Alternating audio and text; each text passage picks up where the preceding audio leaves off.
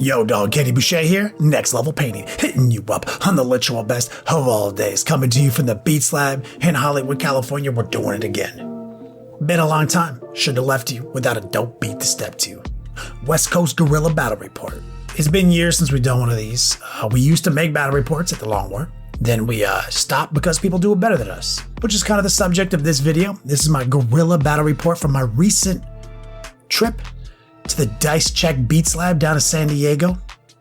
Now, this video is already out on YouTube, and I will link it to their channel in the description box below. It's their YouTube edit of a live video, which you can also see on their Twitch channel. If you sub, you can see the full length. It was pretty fun, and I was very grateful for the opportunity. And thank you guys for all the positive feedback. Now, I did ask Matt and the guys if I could do some video clips of my own through my cell phone, the old Guerrilla days. I used to do this when I first moved to California years ago. And it was fun to slip into that old habit and put this one together for you today. But it's a little bit different. We're going to speculate a little bit. I'm going to go through like my 7-minute condensed version of the game, because I don't need to go harder because you can always watch the full game.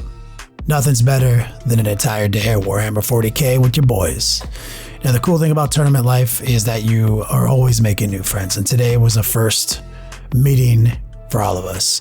Raph, Matt, Demeki, just welcome me in like we've already knew each other, like we've already met. I find that to be pretty normal in this hobby, so I definitely encourage anyone to aspire to that convention lifestyle, showing up, socializing. The coolest thing about Warhammer 40K is you got to have somebody to do it with. Somebody has to be there. Somebody has to be willing to put their man hours into the same session, this cooperative competition that we all are addicted to. You know, I showed up, handies and hugs, hospitality, professionalism, technology, goofiness, silliness, jokes, Dragon Ball Z, all day, every day.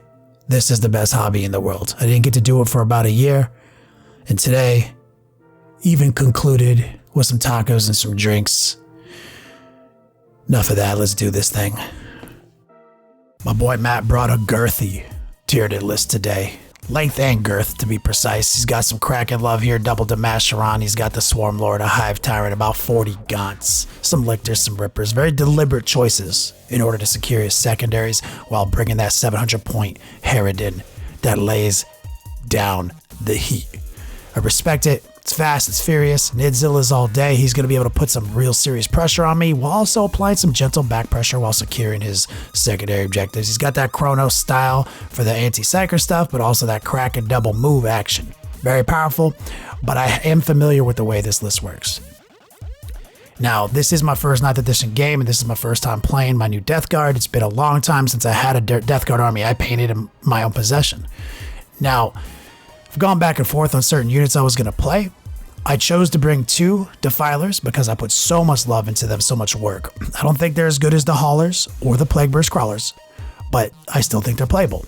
I've got 3 Plagueburst Crawlers, 2 Defilers. The Defilers are bare bones. 3 Death Shroud with the Foul Blight spawn, you know, Fight Last Aura. I've got my 5 spawn in the list for similar reasons. I love them. Had to play them in my first game. And I've got 1 Rhino with guys in it, because I did paint rhinos and guys for my list. So it's kind of still shows a lot of the units I fell in love with and painted over the lockdown. And doesn't sacrifice a lot of power. And of course, we've got Mortarion in the list as our anchor. We've got 1 Lord of Contagion. Nothing really fancy going on here. Okay, we're going to be playing priority targets. The guys already set it up, rolled it up for me. All I had to do was roll off with Matt, set my units up, try to make sure I had shots on Demasherons, try to set up the best I could if he went first, which I did. I'm trying to like bait him into fighting Mortarion. He would have some long charges if he came around the corner, and luckily didn't have to worry about it. I went first. I'm going to try to do my best to advance toward the center, get Mortarion, do something to get to that center position so he can go left and right pretty easily. I'm going to put every bullet I have down on a Demasheron. I roll kind of lucky early on, take him down, and I have enough firepower left to clear some chaff units. So right out the gate, I'm getting a, bring him down point on my secondaries, and I am absolutely working toward engaging all fronts and trying to set up to protect myself against his charge while also securing my priority target. He's going to just start moving around, trying to be safe, trying to deal with threats that I'm presenting him. He's going to shoot the Harridan straight up the cut. He's going to send this Demasteron into a double move scenario. He's not taking the bait. I wanted him to charge Mortarion, and Dirty Mike and the boys get shut down. Instead, he's going for a Plague Burst Crawler. He's really upset by the Plague Burst Crawler firepower, and that is what he's decided to attack. Now, too easy. Demasteron definitely, Baby Duck right there, is going to easily smash a Plague Burst Crawler. Then he's going to just use a stratagem and boost out of there. And he's going to pick up the points he needed to pick up this turn, right? He's going to get his engage.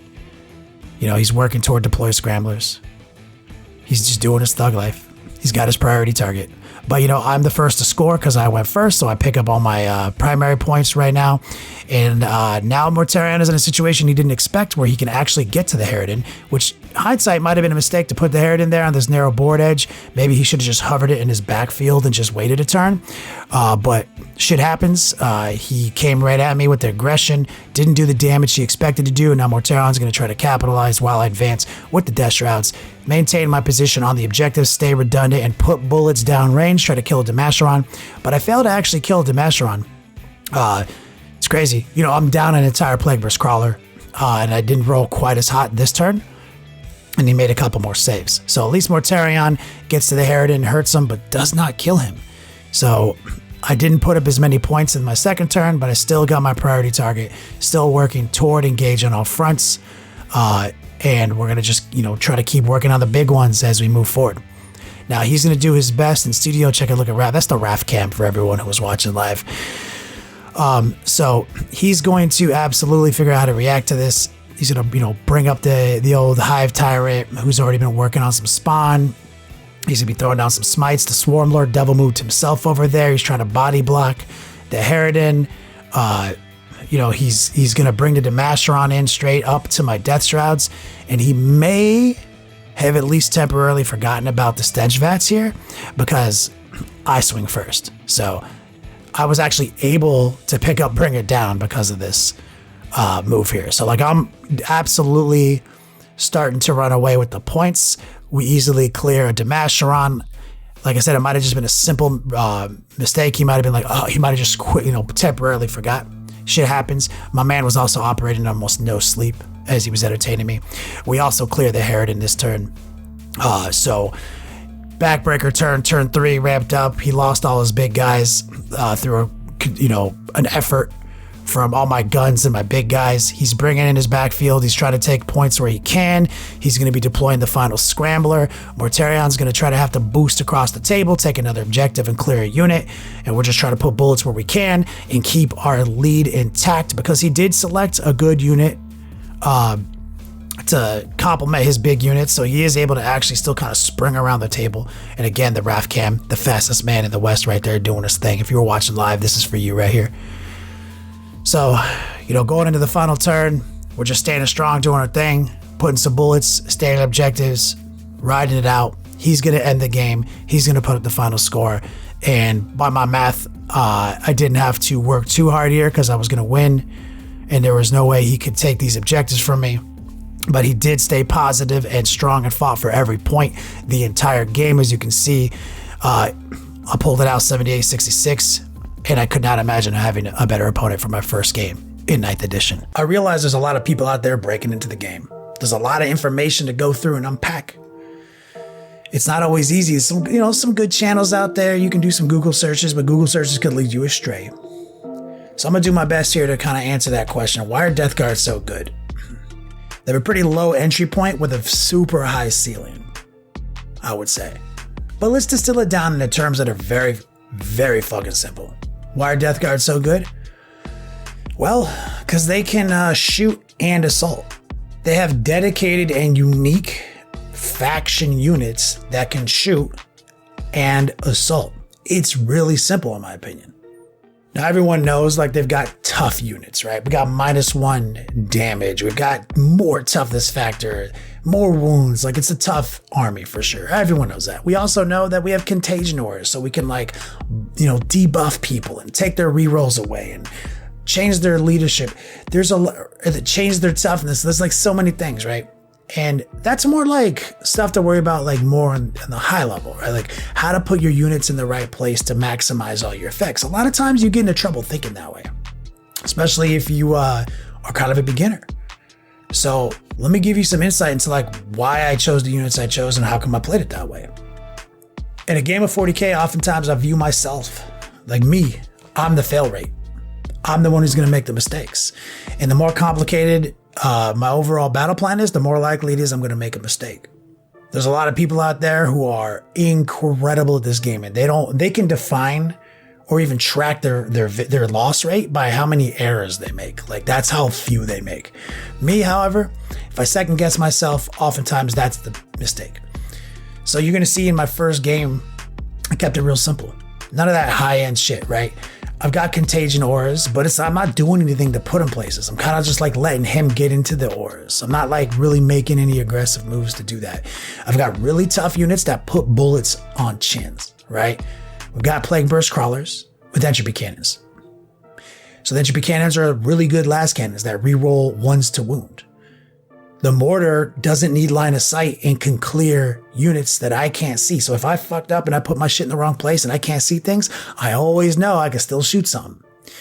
Very redundant. So I take 3 of them to max my redundancy out. So even if I'm having bad luck, I'd have to have like such bad rolling, extreme across the board for it to actually matter. Because I have triple stacked this unit, right? So if I have a little good luck, I'll kill the thing I'm trying to kill kind of before I burn through all 3 of my units. But if I'm having bad luck, it might take all 3. Very redundant, sturdy, right? Now, I'm running Defilers in this list, 2 of them. They also have some bullets and they have some chaff clearing ability as well. They can also punch things. I don't know if they're the best unit in the Death Guard Codex, but I love them and I think they're pretty cool. This isn't a deep dive into the Codex as a whole. There's lots of good units. And so Defiler is just a good unit. Now, like regular Chaos has them too.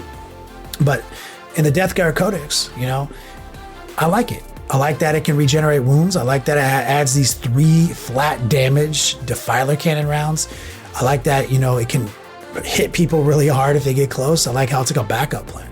I don't like that it doesn't have -1 to damage, but it does bring wounds back. So that's pretty cool. We've got Death Straddle Terminators, one of the best units in the Codex. They're really hard to kill and they fuck. They have such high DPS. We pair those with a Foul Blightspawn who can turn people off from fighting first. And even with the new FAQs on how fight first mechanics work, GG, they're going first, baby. Now that's of course because of the Foul Blightspawn and Stench Vats. I'm also running in this list a single Rhino with 5 guys in it. Not the great choice, might be the odd man out, but hey, I can still put 5 guys into place really quick and do something, get an objective. Still, the primary objective is the primary objective, which is holding objectives. Not just holding one, but holding more than one and more than your opponent. I also have a unit of 5 spawn. Again, I was really high on these guys pre-9th. They're okay. 115 points, 20 wounds. Yeah, you can make a -1 damage and toughness 6. Pretty cool. They can run across the table. Get you engaged, maybe slap up a smaller chaff units. They're cool. Honestly, like if I was going to change anything about this same list, if I was going to run the same list again, I would probably drop the spawn on the Rhino for floated Blight Drones. Fetid Blight Drones. I'm really high on Blight Drones with Blight Launchers right now. That's 6 shotguns. So that'd be my big change. But ultimately, I made a list that was very redundant. Did not have a lot of complexities. I didn't even take the extra Warlord trait to take an extra Contagion because I knew I'd fuck that up and forget it.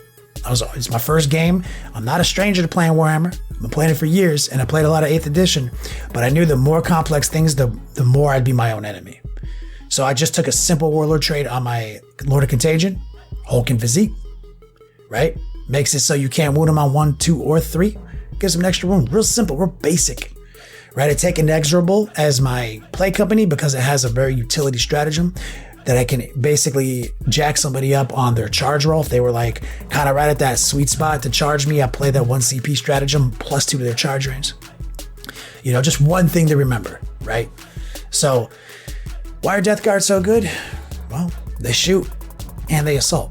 Everything I just said in my list, I've got some heinous firepower and some punching power. Now, of course, I put the cherry on top is Mortarion himself. I love him. Playing this game for a long time. Never had a Demon Primarch. And never got to play Mortarion because I didn't run a Death Guard army last edition. He fucks. He can beat anybody up. He's really hard to kill. You pay 500 points practically for him, though. But in the games where he gets to do what he wants to do, it's amazing. So even if you're new and you pick up Mortarion and you're worried that someone's going to kill him really soon in the game, if you feel like that's going to happen, just accept it and like try to turn it into an advantage. Like, well, that means he's going to do this one thing. My opponent's going to target Mortarion. That's his goal. So let me just like give him that goal and let me just work around to try to get as many points right now as I can. And every turn I get that I still have a Mortarion in my army is a blessing. A grandfatherly blessing. Why are Death Guards so good? Well, in addition to being able to shoot and assault with unique narrative units that are very tough, there's more than one way to play them. That's one of my favorite things about them. This list that I'm playing today, real silly, right? Stacks it up. We've got all sorts of, crazy giant robots and plague burst crawlers, and we got an A Rhino, some spawn. Some people don't even have Mortarion on the list. A lot of people in the top 8 are running just Death Route Terminators. Some people have tons of Poxwalkers. It is fun. You can play it kind of any way you want. And also, you can shoot and assault. Weaknesses, a lot of people say it's mobility. Sometimes when you really take all the units that you really want to take, there could be a slight lack of mobility. But with strategic reserves, and the drones move pretty quick with fly keyword, I don't find it to be truly a big issue. But they definitely don't have the same mobility some of their counterparts do. But I think they have enough mobility to secure the secondary objectives, and it's kind of all that matters, in my opinion. So easy to play, easy to wrap your head around. Some high-level strategies if you need them. But ultimately, you've got the tools to get the job done. You can make mistakes and still win, like I do. And you can shoot and assault. If you like these tutorials, check out Next Level Painting on Patreon. Become a patron of the arts today. We offer early and exclusive access to our videos and a rewards program for different pledge levels. Patreon is PayPal and credit card secure, so you don't have to worry about that. We use 100% of the money to improve our process.